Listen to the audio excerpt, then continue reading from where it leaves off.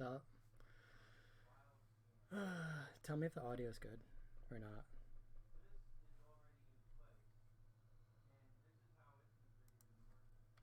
Is it too loud? Too quiet? Alright, give me a second. Is that better?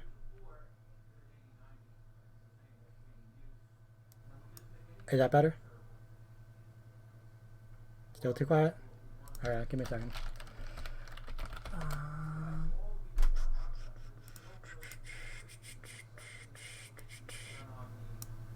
Better? Better? Good?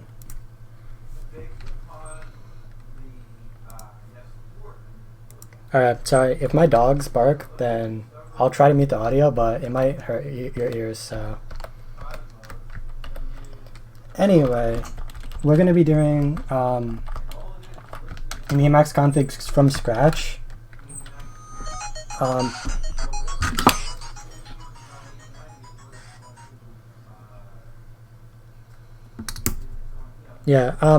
have a general sample that I made Tuesday, but I didn't really do audio with it, but it's just like a bunch of random packages that we can do and stuff. Right now I'm just on Stock Awesome. Literally Stock Awesome. My SC doesn't have any patches.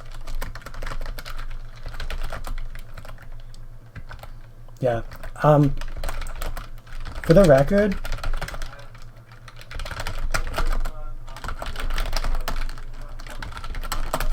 we're going to be doing it on 2.6. However, it mostly works on the latest Emacs. However, this is like yeah, there's like only like two differences, and I'll say the differences. It should work for like 2.5 or something. But yeah.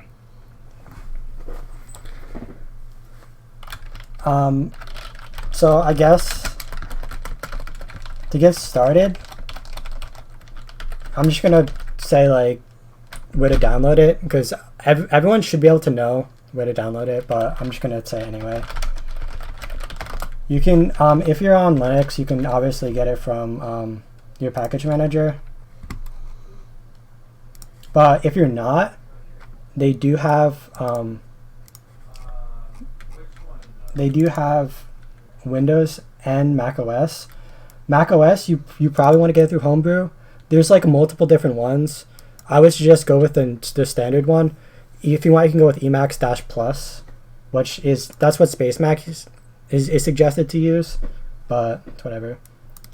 Mac ports, whatever. And yeah, how I download it on Windows is I literally just go here, and then just download the zip.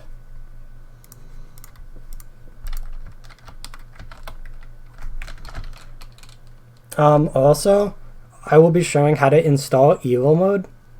However, I'm not gonna actually use evil mode. Should I change the stream quality, or it doesn't matter? Yeah, I'm probably gonna post it to YouTube later, but I don't know. I'm saving the VOD as a MKV. Anyway, a lot of key bindings are I edited, so I might like do some stupid stuff like control comma is my find file, but so that's actually control C, control F. And also, I'm not going to go over too much in key bindings. Maybe in a future video, if I ever do another video, I'll do that. I think Emacs has something native that I can do to show screen to show the key bindings. Here, let me see. There's a certain thing that you can enable, and it actually does the. I don't know if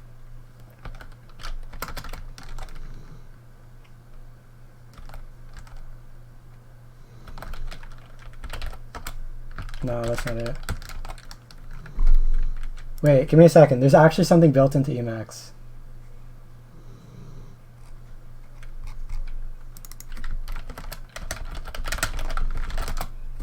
Like, it's... Oh, is it a screen key? Sorry, there's a delay too, so... No, it's not. Fuck you. No, yeah, I know what screen key is. There's something else that's different. That's actually built into Emacs. I don't know if Buffett knows.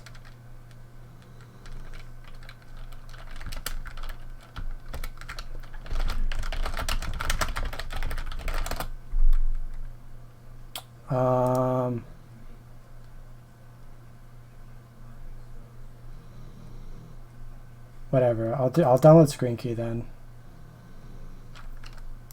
While we wait for people, I'll download screen key.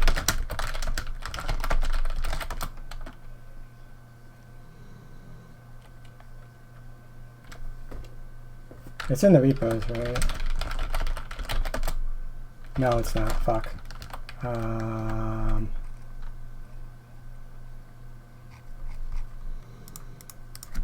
Whatever.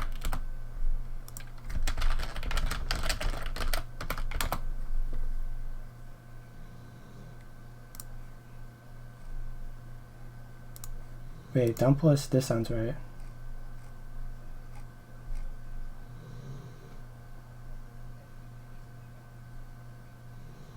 Okay, I'm rambling. I should probably just move on. Yeah, this is my normal config.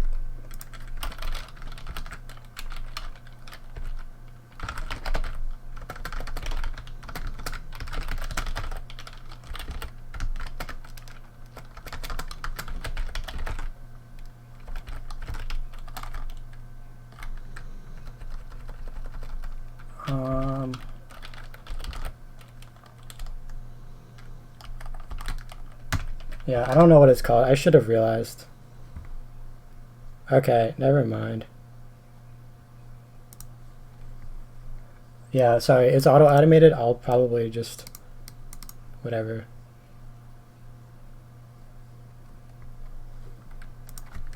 Anyway, I'm just gonna... next time I'll do it, but for now, I don't want to ramble. And plus, I don't know where screen key is, and it's not in the repos. Yeah, this is Gentoo. Anyway, I don't have a face cam. I would do a face cam, but I don't have one. Anyway, we're going to be doing Emacs from scratch. This is just a general like thing. So you don't have to install all these packages, but these are the packages I would suggest that you install. So the first thing you want to do is I'm doing my normal key bindings because I'm stupid. The first thing is I'm just gonna load up eShell so you could see my home folder. So you're gonna want to emacs.d. It's going to make it as soon as you start Emacs. That's fine.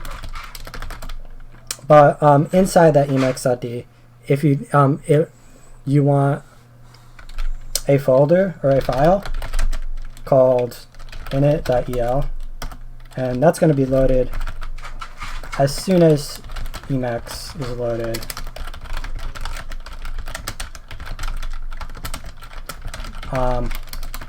This is a comment in eLisp. So basically, one is just by convention. A single one is generally supposed to come after code, whereas the double it's just flat and it doesn't do anything to indentations. Indentations get fucked up if you do a single one. So generally, if you're doing a full line, you want to do two, but that's beside the point. It doesn't really matter. Maybe I'll go over key bindings in another one. Yeah. Yeah, eShell's really nice. The cool thing, I'll go over it later, but it's a shell. You could do ls and stuff, but you could also do Emacs commands. Like, you can do this, which is actually insane. And you could actually mix and match them, but the only problem with it is it's not really good because it doesn't do it's kind of a dumb terminal, whereas it doesn't handle a lot of stuff well. Like, for example, if I were to try to open Vim, it would turn it into it would go to term mode, which is something completely different. But so you can't actually there's actually two terminal emulators. There's more than two, but these are like the main two. Yeah. So here's term. You could actually run shell stuff. And term is more like an SSH, but it's still not that good. There's another one called vterm, which is like experimental. Anyway, find file init.el. Okay, so the first thing you want to do, this is one of the only things that's different than in Emacs 2.7 and 2.6. Emacs 2.7 is the latest, and it's not in most things. And Emacs 2.6 is in most repos. But generally, like I'm just gonna go over 2.6 just for now. The only difference is that instead of package initialize, you could do you don't have to initialize all of your packages now. You could just do package refresh contents. So you just do that. And if you want to, you could even do logic to decide what's like when you basically you could actually there's a function that tells you the Emacs version, and you could say when the Emacs version do this, if else do this. Okay, so we're gonna be making an org mode file, and that's gonna be pretty much the setup. So wait, give me a second. Let me just see. Forget exactly how to do it, but I know it's in my config. Dumbass. I should have remembered. Files. Emacs. Okay. So this is the command.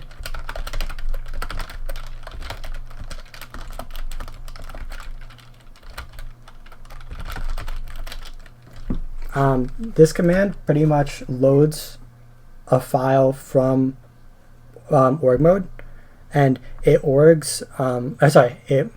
It basically takes all the source code blocks of that file,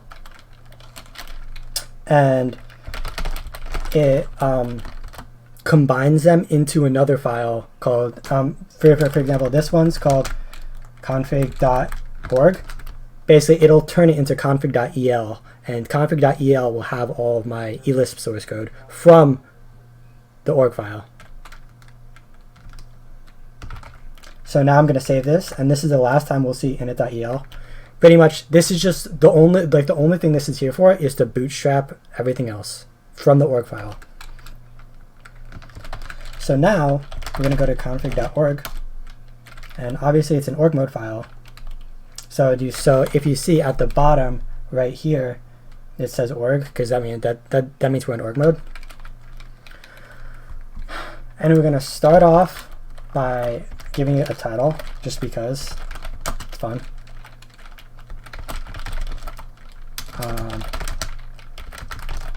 A lot of this stuff isn't going to be required, but it's just nice. And if you were to print it out as like an HTML or like something else, it'd be even better.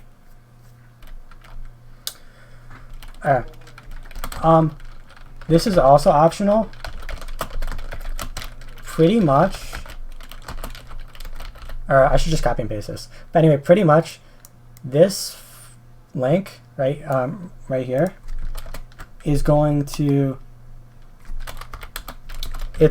make if you know what. Here, let me just show you. It's easier to just show you.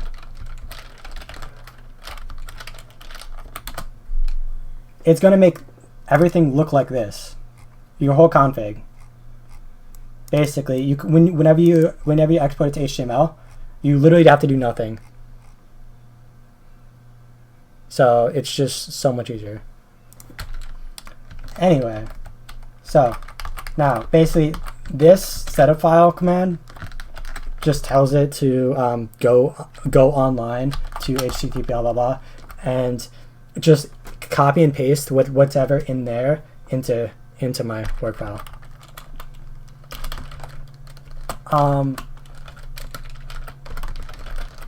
This is for a table of contents. I don't like table of contents when I export it, so I'm just gonna do it.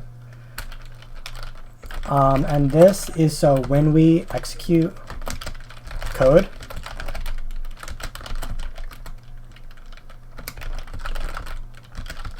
it will basically, when we execute code blocks inside of our config, it's not gonna show us inside the config. Oh wait, sorry, num. I forget what num is. I don't know, but I like it. I forget what it was. Oh, sorry. The table of contents, it doesn't show the show like numbers next to it. Oh, my repo. My repo is gitlab.renix.files mirror, and it's .emacs.d, and then config.org. The HTML for it, by the way, this is my personal config. Like, I'm not going to be showing everything in my config.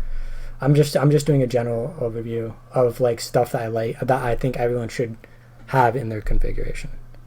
Oh, the stream one, I didn't post it yet, but I'm basically like, it's gonna be, yeah. I'll post it after or something.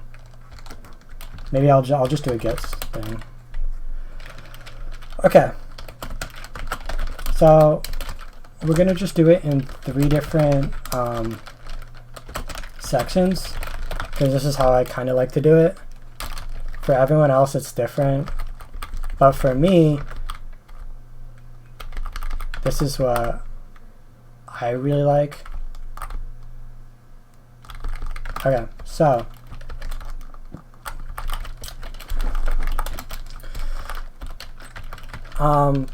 first we're going to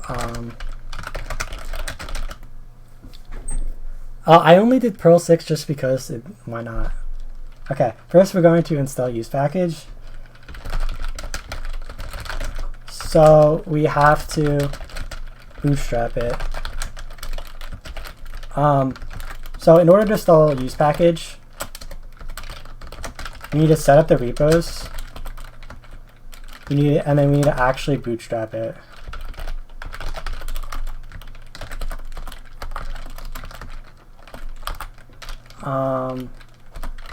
We're going to be using Melpa and Elpa. There are others, but those are the ones that are like actually up to date. Elpa is GNU, and then Melpa is actually a third-party website. You can actually see over here, and you can even search it. There's also Melpa Stable, which I don't really use because I don't really like stable packages. There are also, use package isn't the only package manager that you can use, but it does use the repos, and you can there are others that you could actually use Git. I believe Straight accepts Git, and that's kind of cool. But I just use Melpa just because it's like standard, and it's not too bleeding edge, but it's bleeding edge enough. All right. So in org mode, you have these blocks, which you can write source code in, and these are the blocks that are gonna get exported. So in order to go to the blocks, am I lagging?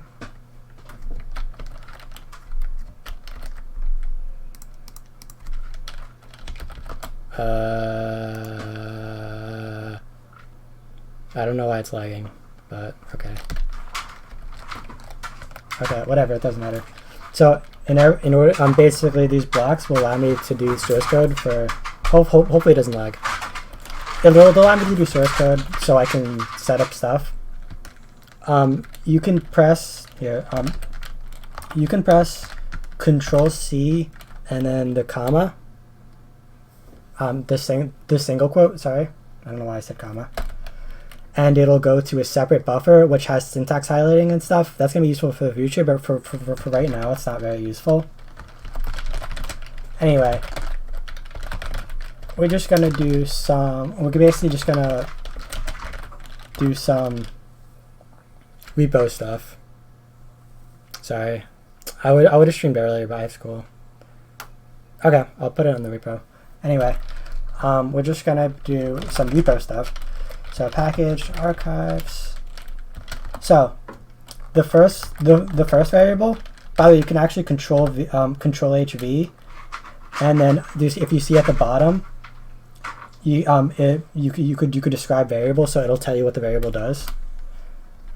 So then you can see right here, when it is active, it installs packages at the start. So basically, this is just so it doesn't error, because we know what we're doing, and basically it wants us to manually do the packages at the beginning, which is stupid. So we're not doing that.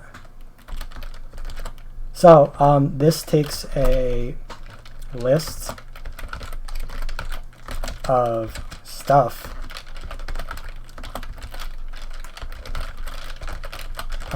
It basically just takes repo names. So these are the two repos we're going to be using, like I said before. Elpa and Melpa. Elpa is GNU, and Melpa is just a package thing that people use, and it's pretty much the most popular. Okay, now that we got that, we can Control C and then single quote. Oh yeah, I'll change the stream title. Sorry, 1 second.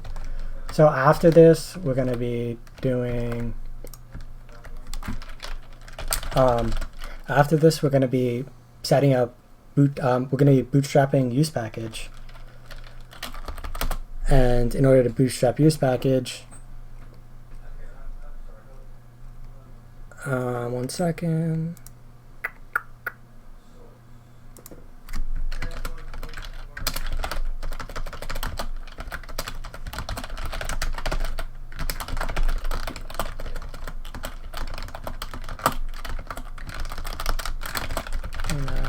Config setup,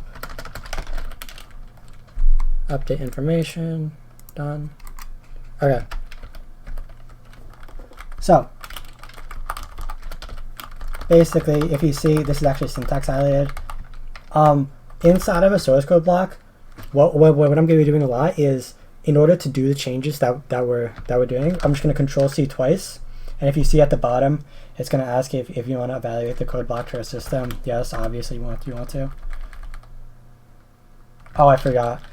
I'm going to reopen this file real quick, just because this right here should have made that silent, and basically it wouldn't show the output, but it did. That's because we didn't so I'm just going to kill the buffer, and then cxcf, and then config.org again. Now we're back. Now I'm going to Control C twice. Yes, and it shouldn't show at the bottom. Do you see how it didn't show over here? That's because I added this line right here. Okay. So now that we set up the repos, we're going to bootstrap use package.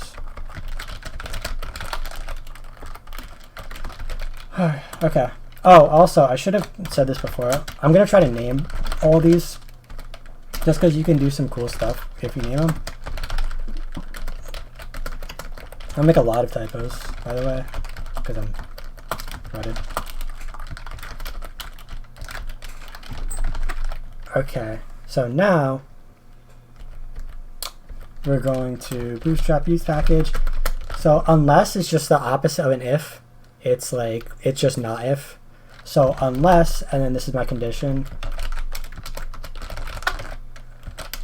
package is installed, then use package. Sorry, if this package is installed, not because it's a mess, then we're going to package refresh contents. So we're going to refresh our contents based on our repos that we set before. And then we're going to run this command, package install use package, which will install use package. Then there's two options that are really nice on use package. Well, first you have to require it. Require basically means for the rest of the config, we're going to be able to use it. And then we have to require use package dash ensure. And then we have to set the option use package always ensure to T. Okay? So the dash ensure part basically means if it's not already installed on the system, then install it, which is really, really nice, because that means you can have a config installed somewhere else, and then you could just upload one file, and then it'll do it all for you. So again, I'm going to CC, and I'm going to click type yes, and I had a typo, I think. It's package installed, not package install. Yes.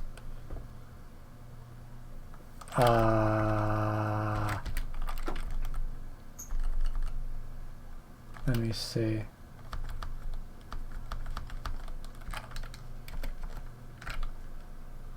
Package installed P.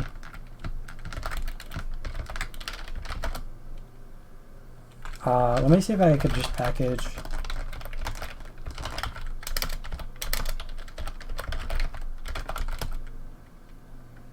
I might have to refresh it. Here, let me just reopen Emacs, and that should be good. I was gonna try to not reopen Emacs the whole time, but I guess it's fine.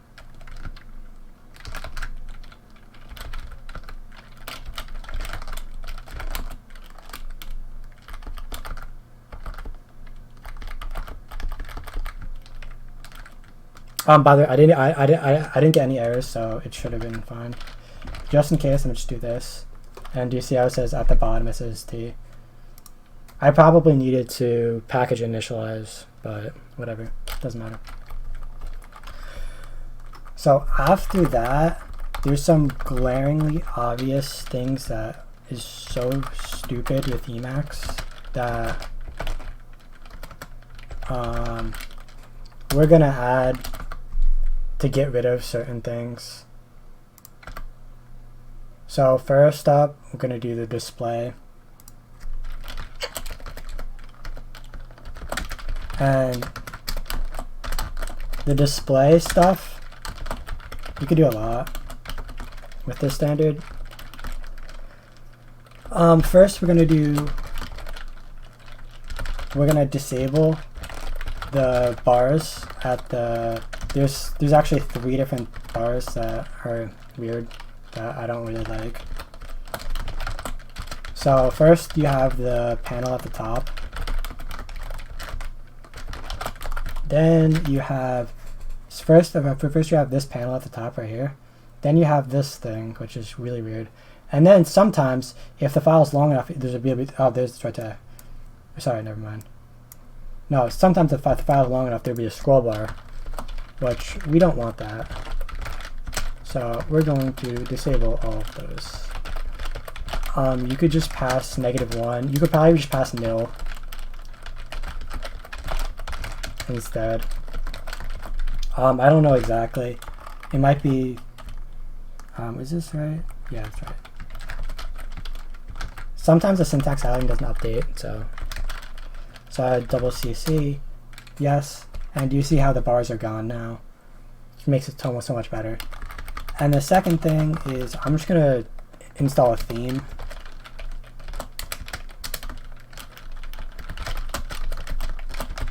And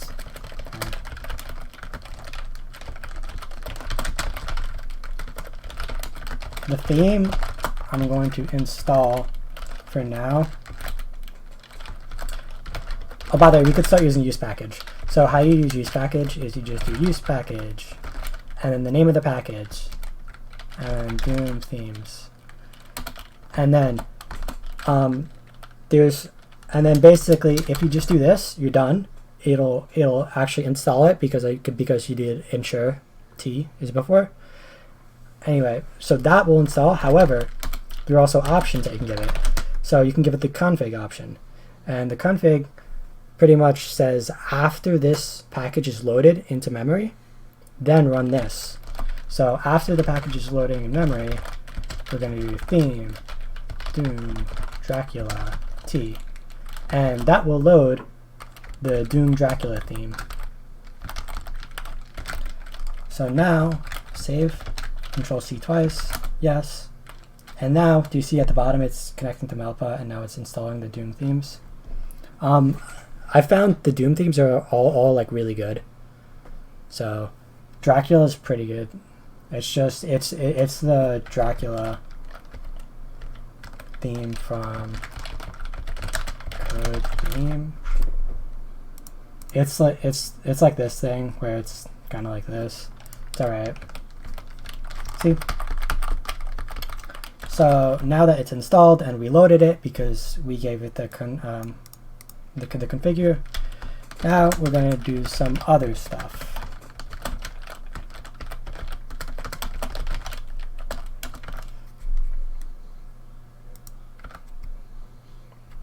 So I'm just going to blast these out just because I think these are just random stuff.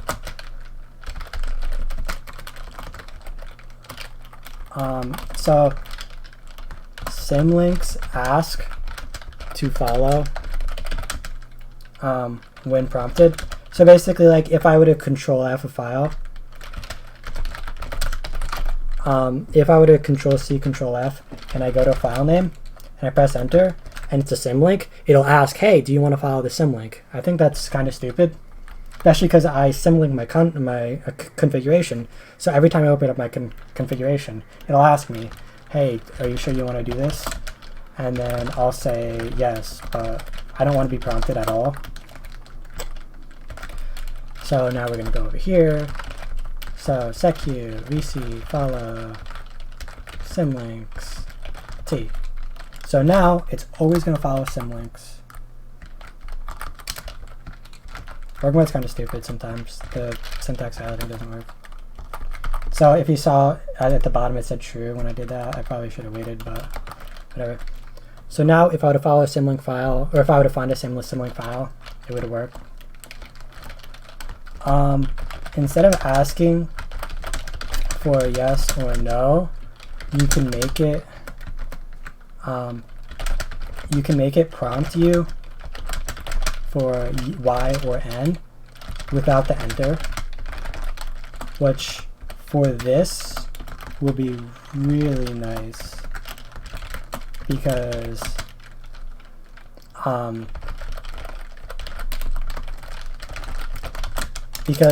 when I Control C twice, it normally asks you, and I kind of want that behavior, but I mean I could disable it, but for like say I wanted it, because you shouldn't be able to, because source code blocks can access anything, right? So you shouldn't be able to do it. So you can def alias yes or no p to y or n p. So now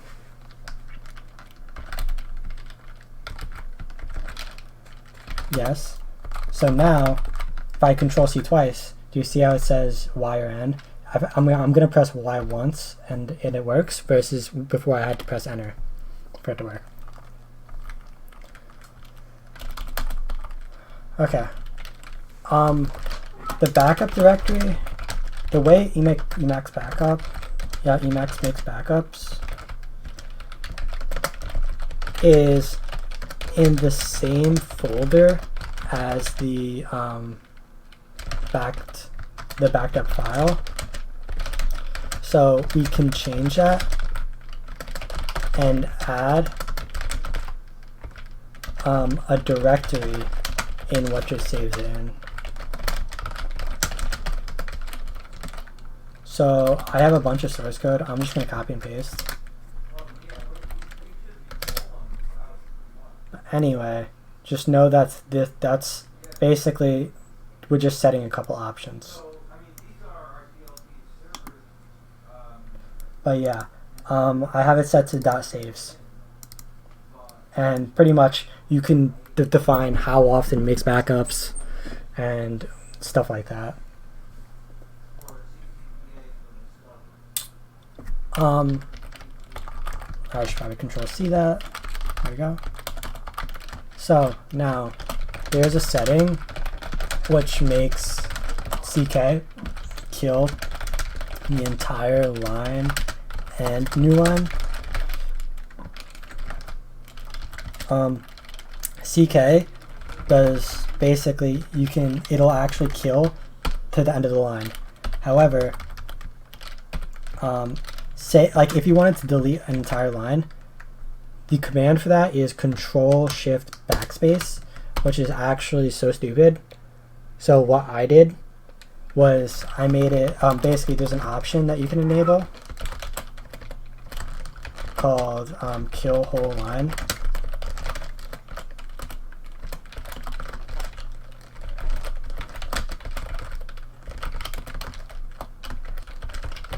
And what that does is it basically, if you CK,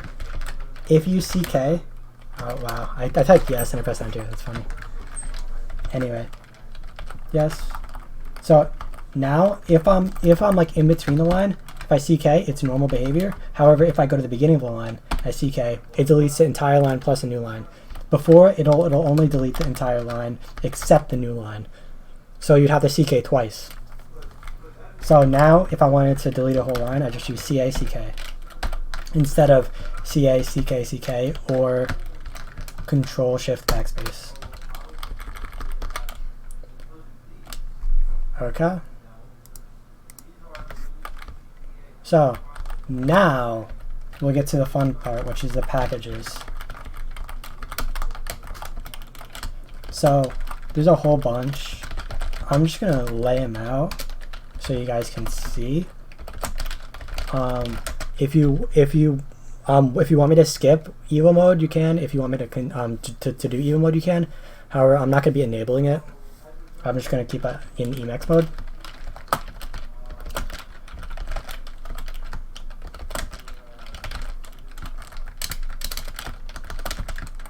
And yeah.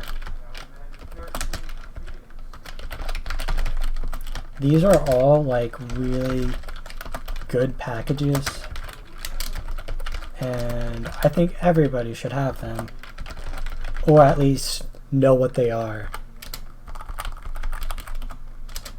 So WatchKey is the most, it does the least, but it's probably the most, one of the most it should be in a configuration, especially for a new Emacs user.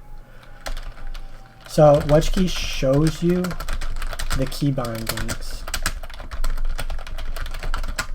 as you type them, or as you type them, sure. Basically, it's hard to explain, so I'll just install it and show you what it does. Max list and source code. So remember, you could just type use package, the name of the package, enter, config, and then whatever you want to happen after the package is loaded. So I need to turn WatchKey on after I install it. So now, just do that, and now I have WatchKey installed. So if I type CX, it will show me all the this is WatchKey, by the way. It'll show me all the possible commands that I could do from CX. Okay. if I type cc, it does all the commands possible from cc. And I think it's just a really nice package. And if you do it fast, it won't even show. And you could set the delay on it if you want, but I think it's just really nice. We'll leave it for mug for later. I typed DD because I thought I was in Vim for a second. Okay, so Maggot is probably the best Git plugin ever. ... So Maggot it's kind of like a TUI Git client inside of Emacs, but it's also integrated into Emacs, which is insane. Let me just pull it up. Yeah, I just have it installed normal. There's also an evil version, by the way. And the evil version, it's actually pretty good. I use it. Generally I use the evil version. However, I'm probably gonna switch to the other version. It's basically just remaps a couple keys because, for example, K is discard in Maggot, but normally you use K to navigate in evil. That's kind of important. So you can't. So it just remaps some stuff. No. So basically, that's all the configuration you really need for Maggot. You could add, like, there's more configure options, but yeah. As you can see, it's downloading. I just pressed CC twice if you weren't here before.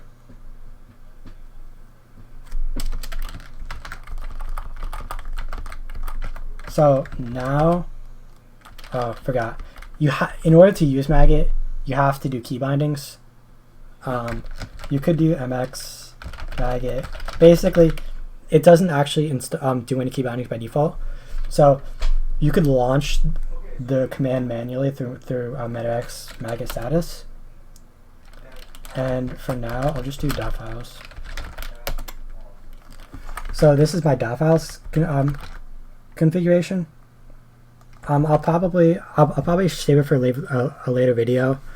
But for example, these are all the commands that you can do, and they all have sub commands in each one.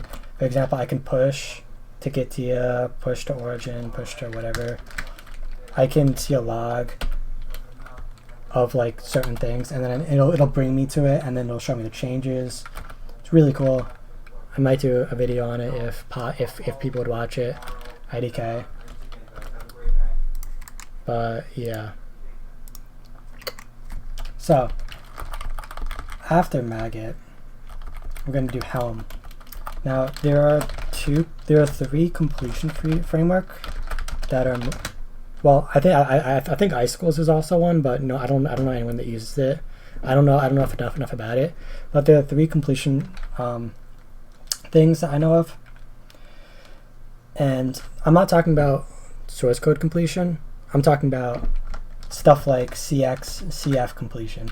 So where you could actually see the stuff.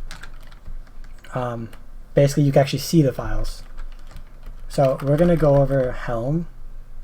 I'll also enable IDO mode here. So IDO mode is the only one that's built in. I might have to do something. I don't know how to do it. Global. I think it's global IDO mode. No. Yeah, I'll just install Helm first, and then I'll look it up. Our Helm IDO mode and Ivy. They show you possible. They show you possible options of a multitude of functions, even built-in ones. So you can do CF to describe a function, and then I can describe, for example, watch key mode, and then it'll tell me what it does. Right? That's a core feature of Emacs. Well, Helm and Ivy actually show you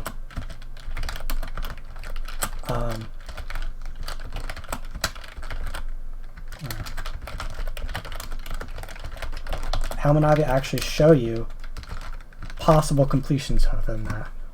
I'm just going to copy and paste some of my configurations. This is it's like pretty basic. Basically, I just have it. You could actually just use package Helm like by itself, and it's probably it'll probably be good. But keep in mind you have to actually rebind some key bindings. I'll do that after Helm, but we're also gonna do it with Maggot, so it's kind of nice. But anyway, yeah, one second. Yeah, give me a second.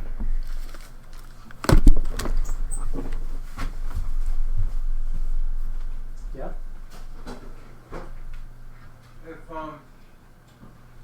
If I have Windows 7, Windows 10, and I install Google Chrome, doesn't it have to be 64-bit? It could be 86-bit. Yeah, 32-bit is fully compatible with 64. So any 32 application will run 64. Some things are like a 64-bit program. Why would you use an 86-bit Google Chrome version? So, if you have under 4 gig of RAM, it's actually better. But obviously not if you do that. Yeah. Also, they might not offer it, and there might be more bugs in theory. In 64-bit? Yeah, in 64-bit. The architecture is 64-bit, but I don't understand. You don't have to. You don't have to, but we're running into problems with the 86-bit. Yeah, I mean, the thing is, 86 supports 32-bit architecture and 64-bit architecture. 64-bit doesn't support a 32-bit architecture. So you have to run 32-bit on 32-bit, but you don't have to run 64-bit. Sorry, so you don't have to run. So it's basically impossible to run a 64-bit application on a 32-bit machine. Right. So that's but on a 32 machine, you can run a 64? On a 32-bit machine, you cannot run a 64-bit. Right. Yeah. But I mean, isn't it obsolete 32-bit systems? Arguably, but the thing is, like, for example, games. A lot of old games use 32-bit. So like that's one of the main things. So for example, Steam, like one of the biggest game companies on the computer, doesn't even offer 64-bit. Because they're already locked into their thing and it's popular. They don't need to, right? Yeah, they could, they just don't need to. Right.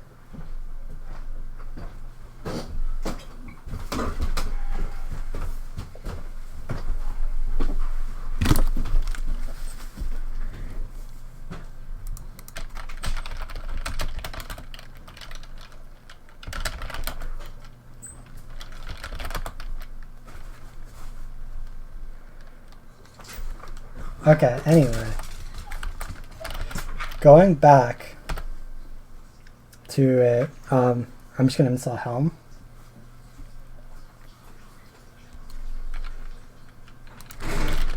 Here.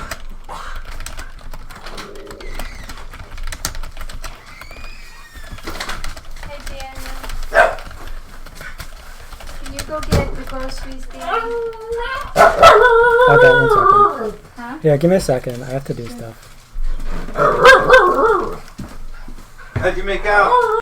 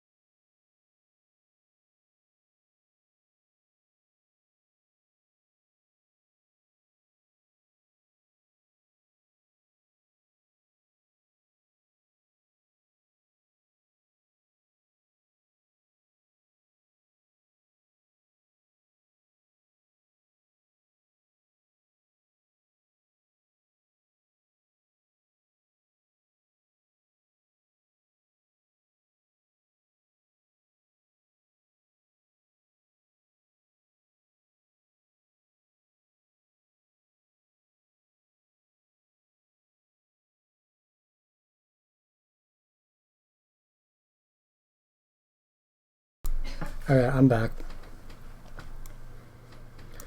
Anyway. So now that we have Helm and Maggot installed, we can set up key bindings for them because they both need key bindings. Projectile and all the other stuff doesn't really need as many key bindings. So for key bindings, I don't know how much you guys know about key bindings, but I will mention briefly that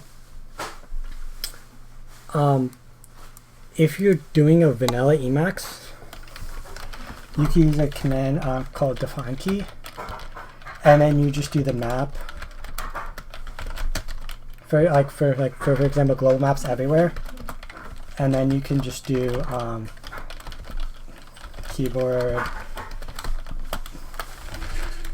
whatever the thing is, so mx, and then the function helm metax. By the way, all key bindings are just functions. So basically, you could just run this, and or I could actually run it right now. Never mind.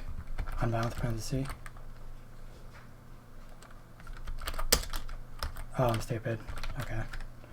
So now, if I do mx, it does helm metax. See? If you have evil installed, that works, but it doesn't work with evil states. So you have to use evil define key. And basically all evil define key is the same thing. It's just you do the state, so normal state, for example, and then the global map, and then the map, and then the same thing as right here. So we can do this. I personally like using a separate package. These are both. This is built into Evil, and this is built into Emacs. I personally. One second. Nobody. Stop.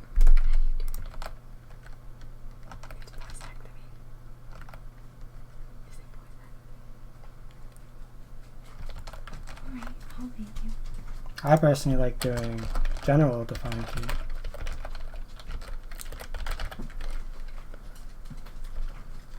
Okay, sorry. I like doing a separate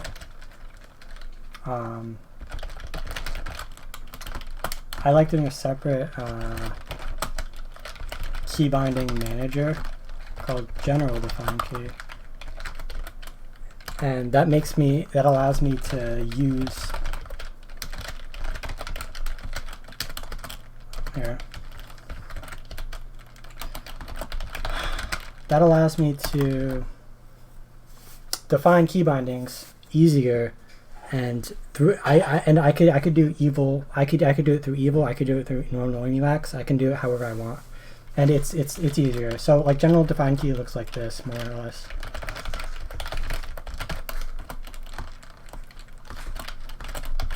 So I don't have to do keyboard that. I can do helm metax. I could do something like this instead. You could do the same thing as this one, but yeah. So let's just set up some key bindings. So this will be for maggot. This is the suggested one for maggot.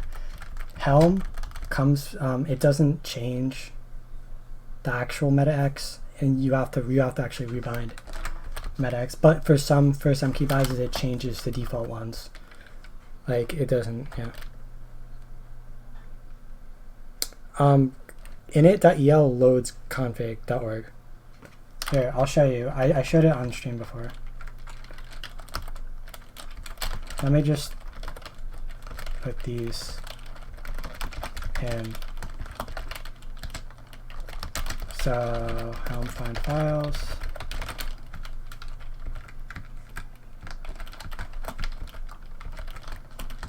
Okay. So now Let me just run this. So now if I cxg, I get maggot, and I cxcf, I get fuzzy find. So the init.el, you could ignore this. That just happens every time you start Emacs. This is literally our init.el. So basically, org babel load file loads the file, and if you look in the directory,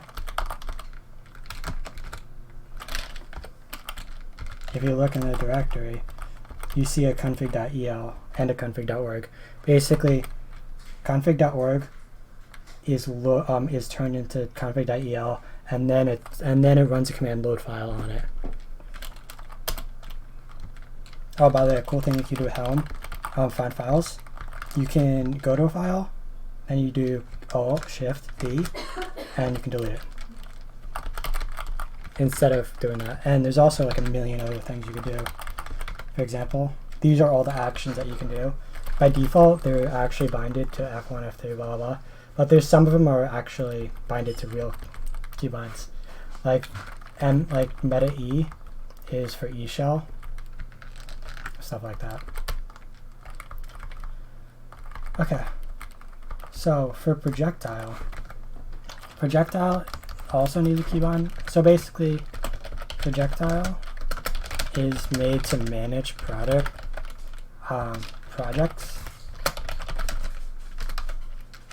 So you can search and you can like run projects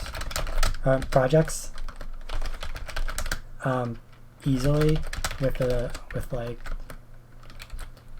it basically what it considers as a project is either a get file. Basically, it considers version control, or it considers a .projectile file in the base of the project, the entire project. So for projectile,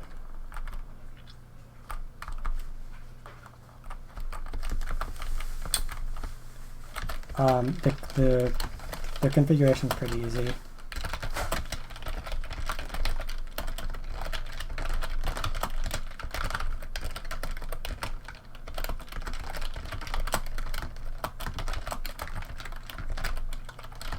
So you can just do use package, like again that installs it. I'm installing Helm projectile.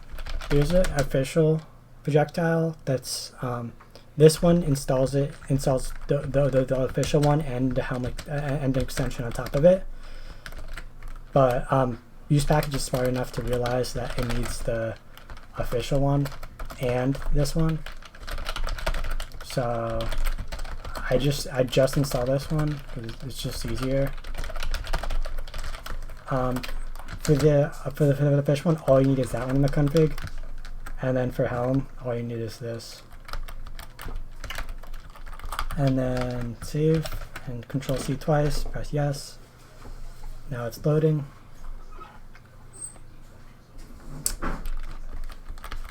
And now I have Helm projectile. So for example, it'll ask me if you want AG, you can install it. Projectile. Oh, I'm not in a project. What if we make a file? Projectile. I could press tab, and then I think there was a touch. Yeah, touch files is meta T, but I can just enter it, and then default timestamp. So now I'm gonna kill this buffer. That's my normal keybind, but I don't have my normal keybinds. So now I can find files, config.org. Now I should be in a project. So now I could search the project for hello. Oh, I don't have AG. Okay, there we go. But apparently this is my entire Emacs config. So this is from Alpa.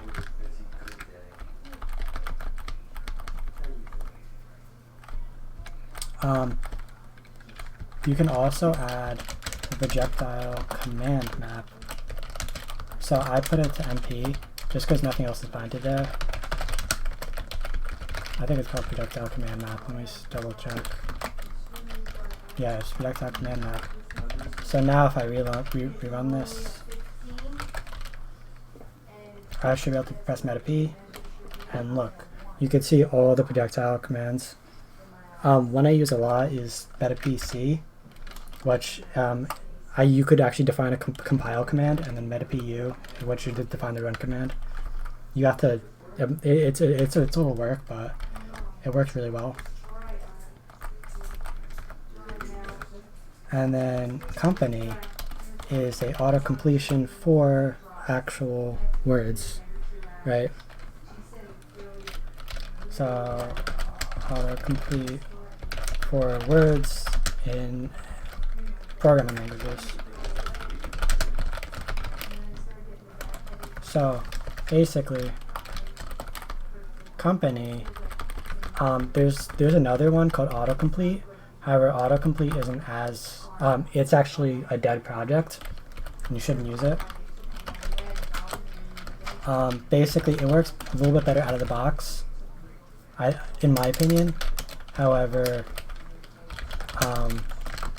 with tweaking, company's better, and it's still being actively developed. So you should probably use company, like, regardless.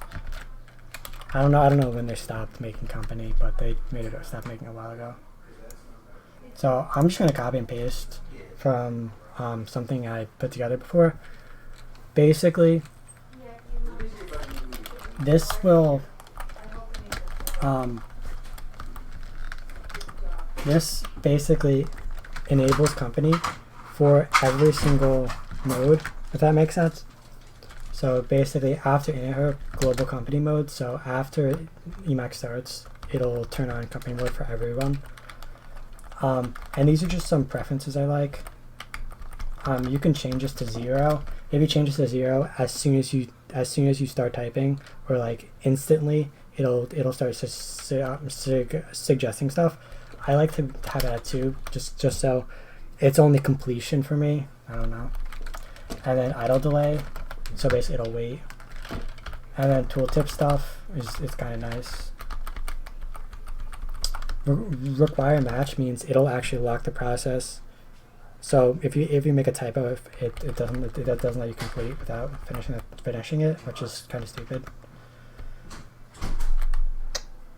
So company doesn't work by itself. It needs a framework, and one of the frameworks is lsp-mode.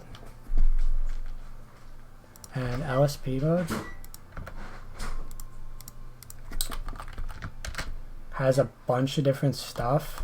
This is another one. I'm just gonna copy it. I wasn't sure if I was gonna include this or not, just because a lot of this stuff it's just configuration, and it's a lot of configuration.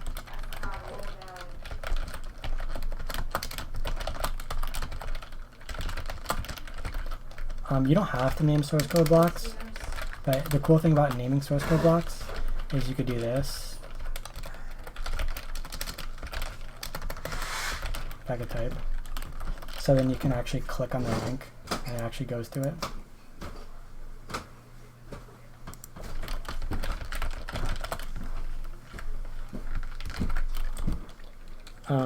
CXH, I believe, highlights everything, and then Control Alt / indents everything. So there we go.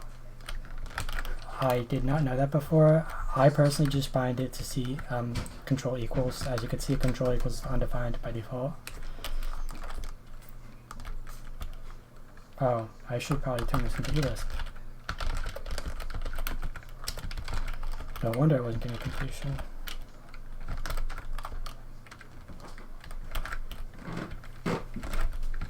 There we go. Okay, turning this on. So I just added pretty much a whole bunch of stuff for LSP. I'll show you once it happens, but yeah.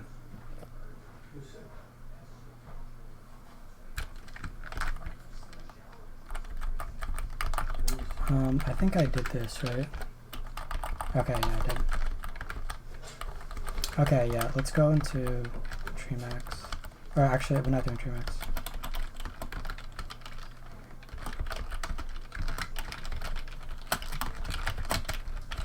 I'll show you once I get into cable mode.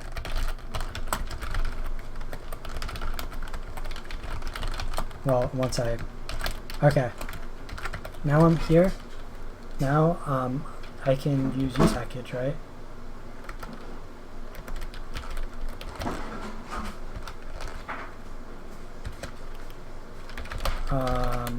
I don't think the elif is working because I probably just did something. Really? Basically, and even mode's really easy. You just do even mode 1, and then you're done. But you could actually do tangle no, and it actually disables the block from being loaded in your configuration. So I'm just doing this just to show you guys how to do it. And then Emacs is kind of like NeoTree. There's also there's Emacs and there's NeoTree, and there's NeoTree. I think Emacs is better, and it also has a lot of support of other plugins.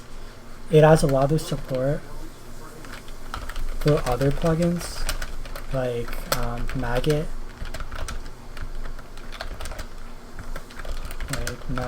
and Projectile. It also has Evo mode support. It has a whole bunch of support for like a million different plugins. I don't use it, so I'm not going to go over it. And I think that's about it.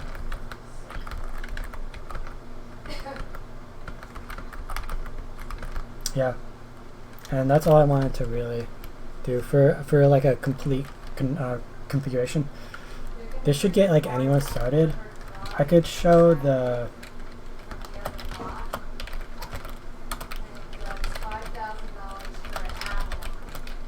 completion for C.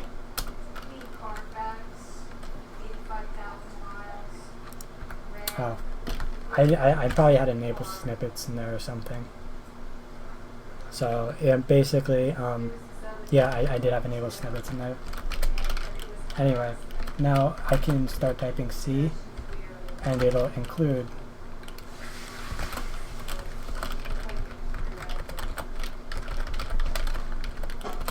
and it'll basically do stuff for me.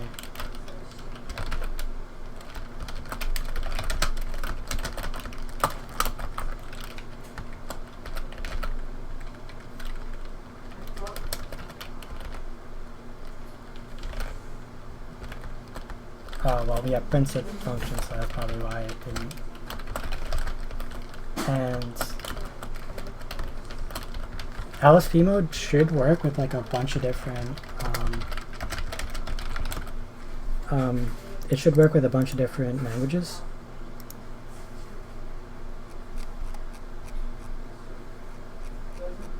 It's actually listed over here, and some of them they need like certain servers. For C and C++, you need CLangD. But yeah, these are the ones. And I think that's about it. What time is it? 5:30? That's probably fine. Also, it has a ridiculous amount of settings over here. And then these are all commands that you can do, which basically are like LSP-like commands, which is nice. And that's about it. I'm probably going to post this on YouTube, just because. I have the MKV, so yeah. Bye.